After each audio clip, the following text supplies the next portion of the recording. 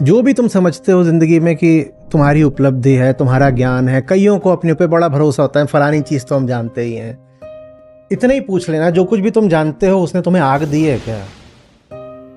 जो कुछ भी तुम जानते हो उसने तुम्हें मोहब्बत दी है क्या? अगर नहीं दी है, ना आग है ना मोहब्बत है, तो तुम कुछ नहीं जानते हो। फालतू मत फूलो। और आम आदमी की ज़िंदगी में और कुछ हो भले ही, ये दो चीज़ें होती हैं जो बिल्कुल नहीं होती, एक आग एक आशिकी। और इन्हीं दोनों की कमी सबसे बड़ा प्रमाण है ज्ञान की कमी का। इसके पास ज्ञान नहीं है, उसके पास प्रेम कैसे होगा? प्रेम तो करा जाता है ना अपने से ऊंचे वाले से, और अपने से ऊंचे वाले से प्रेम तभी कर सकते हो जब ऊंचा उठने की ख्वाहिश हो, और ऊंचा उठने की इच्छा तभी हो सकती है जब पहले अपने निचलेपन का एहसास हो, और अपने निचलेपन के एहसास को ही आत्मज्ञान कहते हैं। प्रेम कहाँ से आएगा बिना ज्ञान के? जिसे अपने ओछेपन का पता नहीं, उसे ऊंचाई से प्रेम कैसे होगा? ज्ञान के बिना प्रेम कहाँ से लाओगे? अब मैं पूछूं आपसे, दुनिया का सबसे गरीब आदमी कौन है? जिसके पास जीने के लिए कोई माकूल आग नहीं है, जिसकी जिंदगी जल नहीं रही, वो दुनिया का सबसे गरीब आदमी है। बुझी हुई मोमबत्ती है।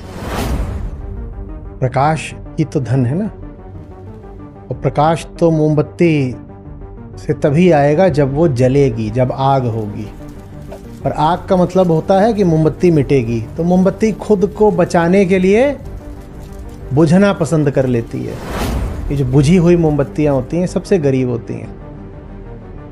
बर्थडे सरप्राइज किसी को देते हो तो तुम्हें पता होता है ना कैसे कैसे सेटिंग करनी है, लाइट बंद करके रखनी है, फिर उसको कैसे बुलाना है, फिर क्या करना है। तुम्हें पता है कि कैसे क्या करोगे तो वो इमोशनली हैप्पी हो जाएगा।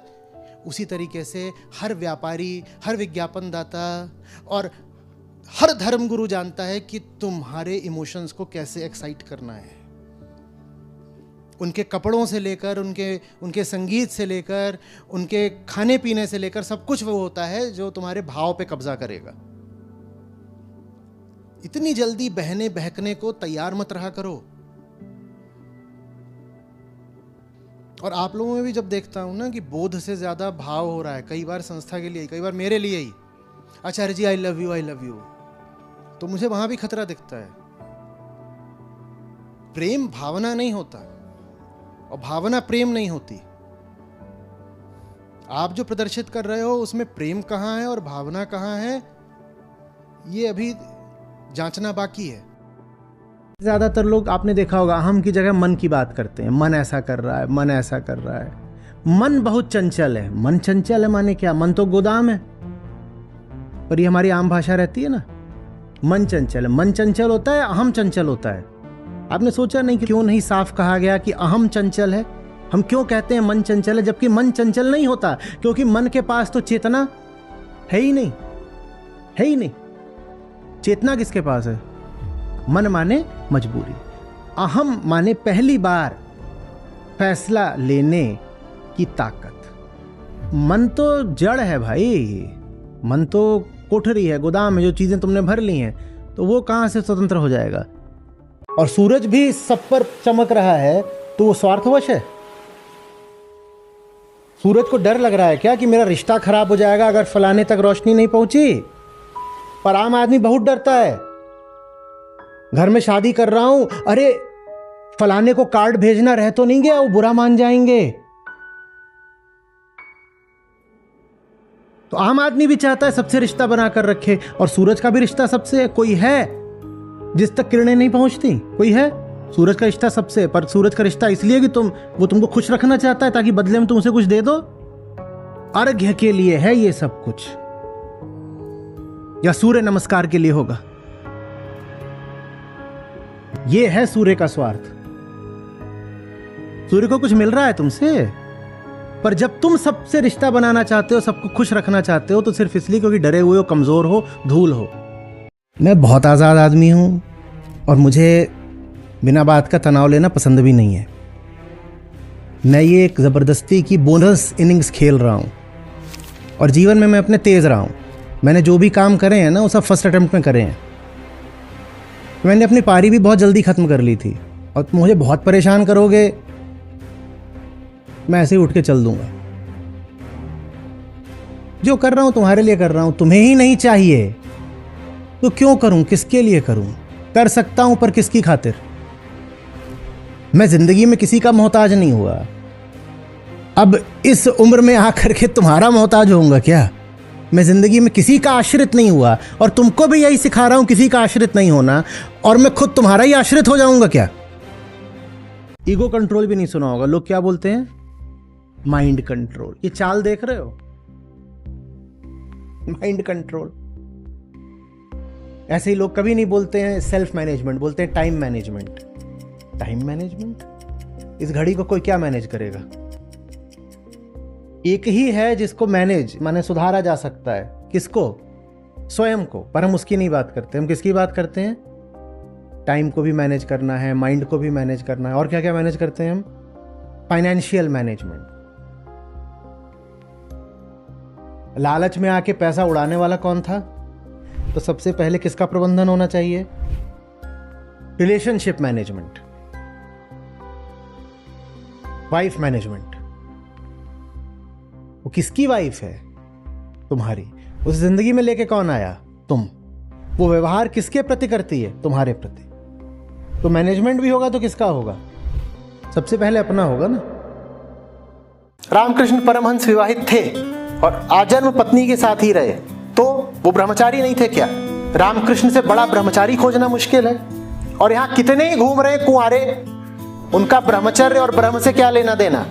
एक से एक घूम रहे हैं, उन्हें तुम ब्रह्मचारी बोल दोगे क्या क्योंकि विवाहित नहीं है?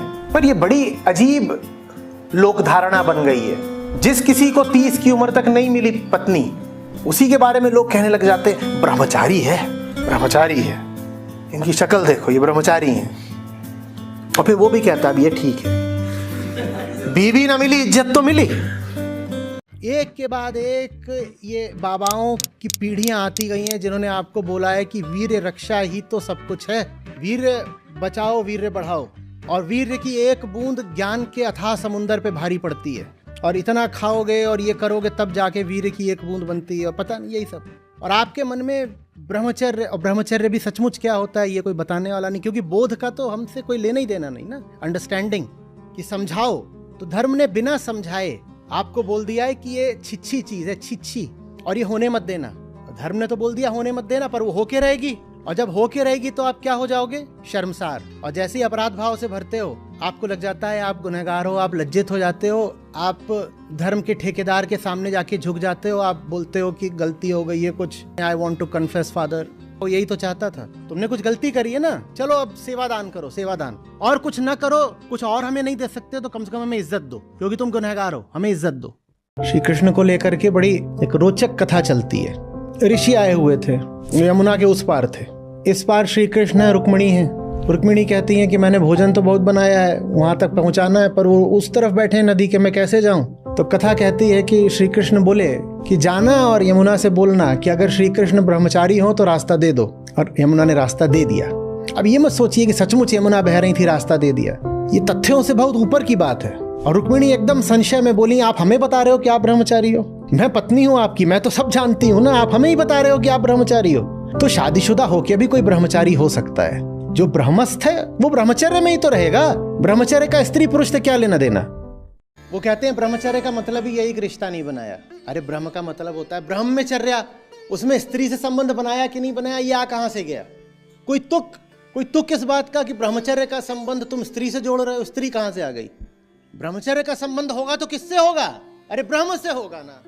ब्रह्म को छोड़ के स्त्री हर चीज में, दिमाग में स्त्री स्त्री चल रही है, तो ब्रह्मचर्य बोल दो, समाधि बोल दो, कुछ बोल दो, स्त्री। न तो ये कि जाके चिपक गए, न ये कि त्याग ही कर दिया। रिश्ता सही होना चाहिए। अध्यात्म रिश्ते तोड़ने का नाम नहीं होता, अध्यात्म रिश्तों की मरम्मत का नाम होता है। और रिश्तों की मरम्मत रिश्तों पे छीनी हथौड़ा चला के नहीं होती, अपने ऊपर, अपने केंद्र को ठीक करके होती है। हथौड़ा अपने ऊपर चलाना पड़ता है।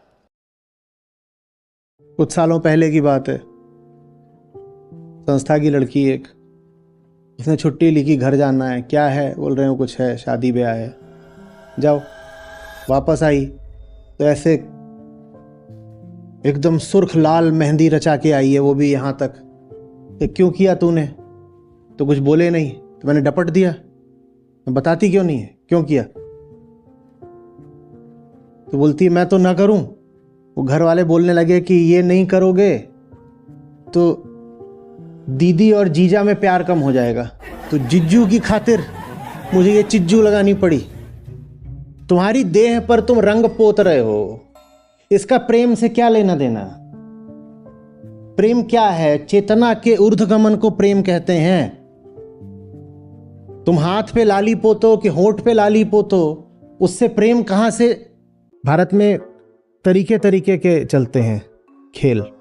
कोई कहता है कि हम सिर्फ दूध पीकर जीते हैं, दुग्धाहारी बाबा। कोई मिलेगा जो कहेगा कि हमने शैया छोड़ रखी है तो हम हमेशा भूमि शयन करते हैं। कोई कहेगा कि हम लेटते ही नहीं, ऐसे भी हैं, वो खड़े खड़े सोते हैं। और यही उनकी क्लेम टू फेम।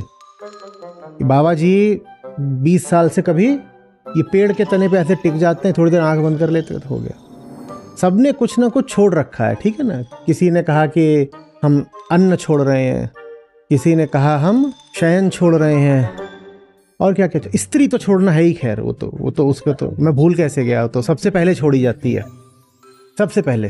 और वो न छोड़ो तो सबसे बड़ा बवाल है। तुम स्त्री छोड़ आए, तुम अन्न छोड़ आए, किसी ने कुछ छोड़ रखा है। पता नहीं सांस लेना क्यों नहीं छोड़ रहा कोई। अच्छा तुमने छोड़ दिया, पर तुम्हें कैसे पता कि यही तुम्हारी समस्या थी? तुम्हें कैसे पता? नहीं वो तो नहीं पता, पर छोड़ दिया। लगभग ऐसी सी बात कि गाड़ी के इंजन से आवाज आ रही है तो एक एक करके गाड़ी के इंजन से पुर्जे बाहर फेंकते जा रहे हैं। आपने कहा कि देह को अपना काम करने दिया जाए, तो क्या देह आलसी नहीं हो जाएगी? आलसी हो जाएगी तो मरेगी। सब पशु पक्षी अपनी अपनी देह के संस्कारों पर चलते हैं। किसकी देह आलसी हो जाती है भाई? देह आलसी हो जाएगी। जितने जोड़ हैं वो सब सख्त हो जाएंगे, मांसपेशियां चलनी बंद हो जाएंगी, देह ही बर्बाद हो जाएगी। देह के पास भी अपनी प्राकृतिक बुद्धि है, और बड़ी माँ ने देह को ये बुद्धि देकर भेजा है कि तुझे 100 साल चलना है। देह सारा प्रयास करती है कि किसी भी तरह मैं 100 साल चलूं। आलसी कभी भी तन नहीं होता, आलसी मन होता है। यदि आलस्य एक प्रकार का कर्म है तो उसका कर्ता तन नहीं मन होता है। तगड़ा। वो जो उसके संस्कार हैं वो उसको आलसी बनाते हैं। और मन आलसी क्यों होता है? क्योंकि उसमें संस्कार डाल दिया जाता है कि मुफ्त की मौज करना संभव है। शरीर को बहुत अच्छे से पता है मुफ्त की मौज संभव नहीं है। आलस तो तन का है ही नहीं, तो तन को क्यों धक्का मार रहे हो? आलस मन का है। मन को साफ करो, मन पर संस्कार चढ़ा हुआ है, वो संस्कार हटा दो, मन आलसी नहीं रहेगा।